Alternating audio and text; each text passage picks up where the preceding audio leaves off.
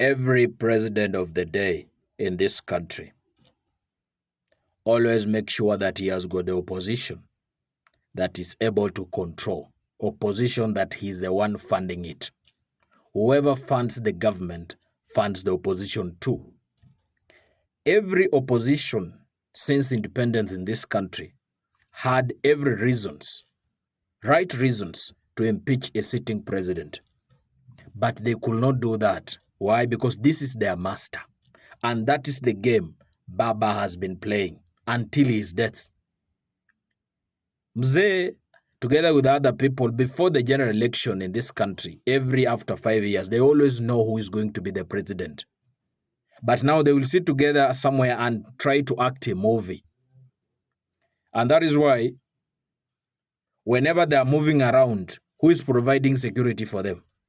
Who is giving them all these vehicles? You think they own the security and they as well own the vehicles, right? No, it's the president who's doing that. And whatever president says is what they are going to discuss. Without the president talking about it, they cannot discuss about anything. That is how the game is being played. A good example. Whenever the agencies decided, or when the agencies decided that now enough is enough, we are going to the streets, the revolution started. They actually took the executive unawares, the legislature unawares. Baba had already joined the government. He was the only person who can control the agencies, but he was already joined the other side. So we have got people who never trusted him until that minute. So what did they do as the leaders in this country, and they're funny the way they are because politics is a game? They decided kumtoa chabo, to sacrifice Rigathi Gachagua. And Rigathi was so available, so it happened so quickly. You want to tell me that if Rigathi wanted to be a president in this country, Hange resigned when the impeachment motion started? He decided to take it until the last drop of his blood. Why? It's because he has been told on what to do. He's playing along this game. It's only you and I who's being fooled here. So Rigathi was told go and go so that you can as well control the people who are anti-government. And I will as well move with the pro-government people.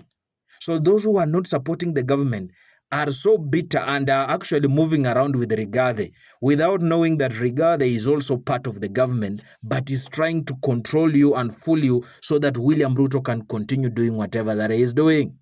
A good example, Rigathi has mentioned things that are so treasonous when it comes to a normal mwananchi, something that inaweza funga mtu for lifetime. You want to tell me Rigathi is exceptional, that he cannot be arrested, right? The president cannot deal with him, right? Uoni unabebwa akili. That guy can be arrested, but now that this is a script, he has to continue doing whatever that he is doing. Rigathi is rooted in William Ruto's government, and there is nowhere you will actually say that how watu walikosana. This is a game. And I told you in the last video that Uhuru Kenyatta is a broker, is also in this game, and he knows it. So he's also acting as he is in both sides.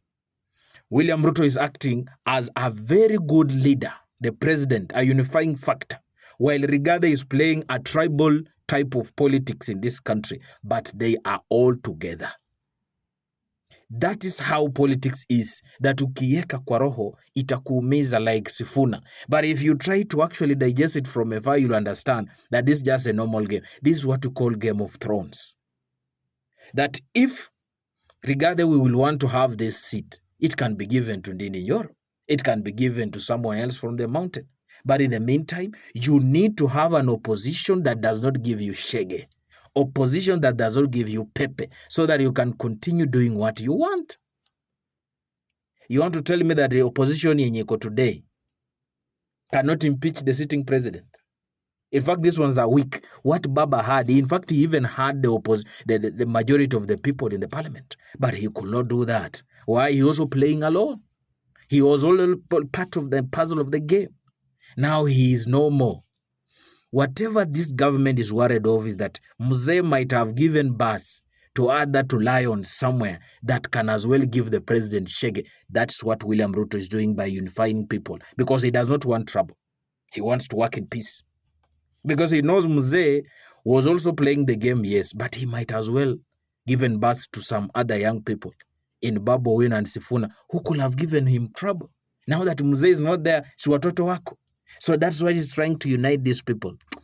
All right, guys, today is my birthday and I'm turning a year older. Nobody has actually sent to me anything or a way of saying, my son, you can as well eat this.